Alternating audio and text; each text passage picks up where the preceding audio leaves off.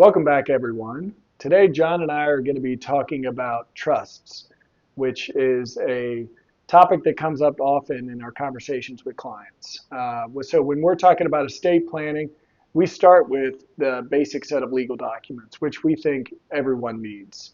When you turn 18, become an adult, even if you're in college, it will make sense most of the time to have power of attorney. So, your parents can act on your behalf if needed for financial or healthcare decisions.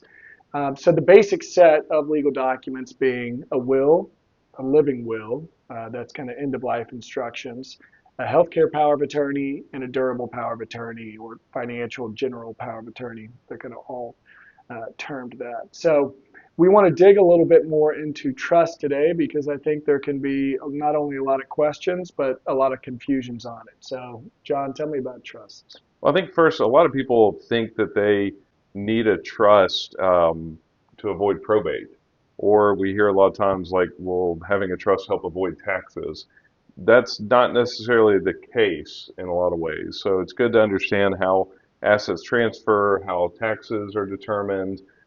Trusts don't always mitigate the tax side, especially. It can Mhm. certainly help avoid probate, but one thing we always bring up, especially in Tennessee, is probate is really not that um, big of a deal. It's not that expensive. It's a little time consuming. I mean, you're probably looking at a year's time frame Mhm. to open up probate, go through the process, get to the point where you can distribute everything and close the estate. Well, in Tennessee requires an attorney. Yeah, and that can be a little bit of a wash. Some people might choose to pay for the creation of a revocable trust to avoid probate, but you're either paying for the trust or maybe you're paying for the attorney because, yeah, unless an estate is under $50,000 in Davidson County, at least, you pretty much have to work with an attorney. Right.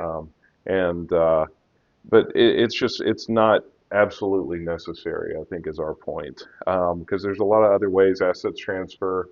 The first is account titling. If you set up a joint account with somebody, it's not necessarily going to go through probate unless it's like tenants in common. If it's with rights of survivorship, the survivor just takes over the account. The second layer is beneficiary designations. If you have a life insurance or a retirement plan, that directs Charles Schwab of where to send your money if something were to happen to you. None of those assets will go through probate, even if you just have a will and no trust. And they supersede the will. That's right. Yeah, it transfers before you get to the process. A will is to go through probate, which is kind of a catch-all of assets that don't have any kind of designation on what happens at death with them. So, Andrew, what are some different types of trusts? Yeah, specifically today, we wanted to touch on briefly revocable or living trust because there's many different types of trust. We can't get into all of it today. The three to touch on quickly, testamentary trust would be a trust created by the will. So it doesn't exist until the will goes through probate and trusts are created per the terms, the language in the will. Irrevocable trust is moving assets outside of your estate. So there may be instances where that's a good idea. The estate tax exemption is now 15 million per person, so the need for irrevocable, whereas when it was much lower, there may have been a higher need. Putting life insurance in it may not have as much of a need now, and that's kind of a whole different beast. But a revocable or a living trust is what we often talk to folks about. Stays under your Social Security number. It can be revoked at any time, hence the revocable trust. It all flows through the same way on your tax return, so we get that question. There's no change in taxes with it, but it also it's a legal document, and it's only as good as a piece of paper until you actually start retitling things to the revocable trust, whether it's the Andrew Quinn Family Trust, John Stauffer Family Trust, whatever it may be. So that's one missing piece. You can go through the exercise of getting your legal documents, setting up a revocable trust, but if you don't retitle assets to it, it's still going to go through probate according to the catch-all will.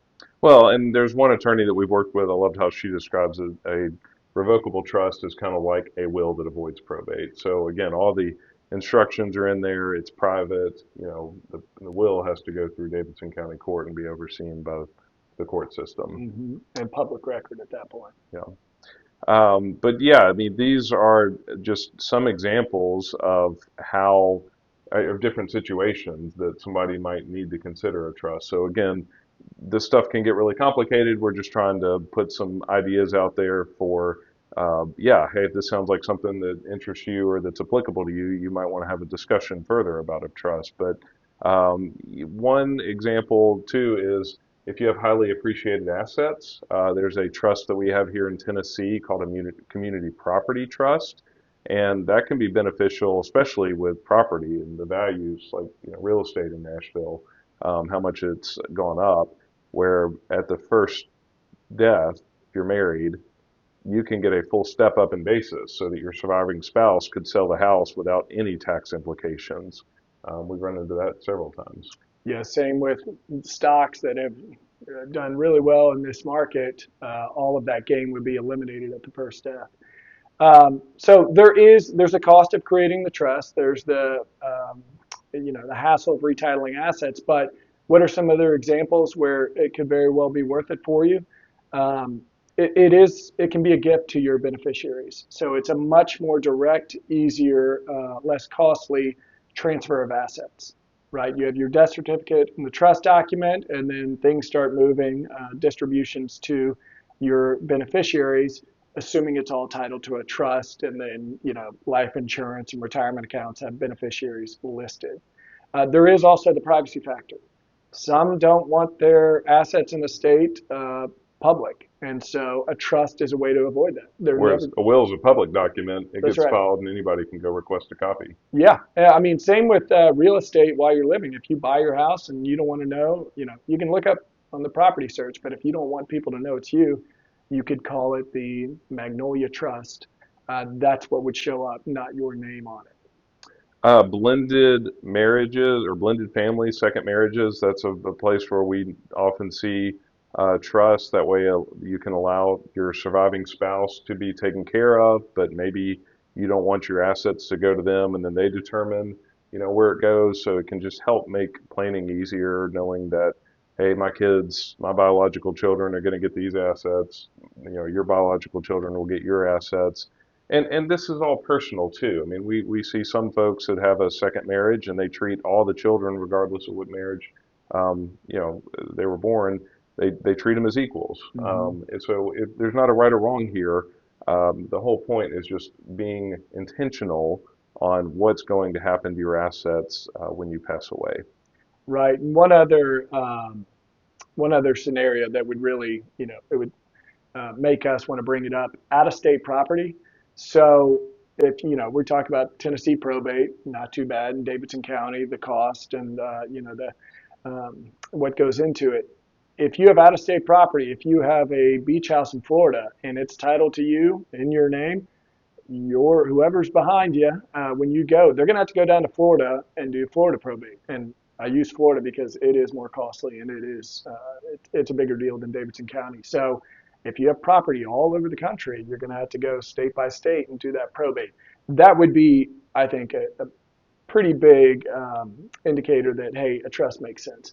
Let's retitle this property to the trust so that we're not having to go state by state and go through the probate process in each.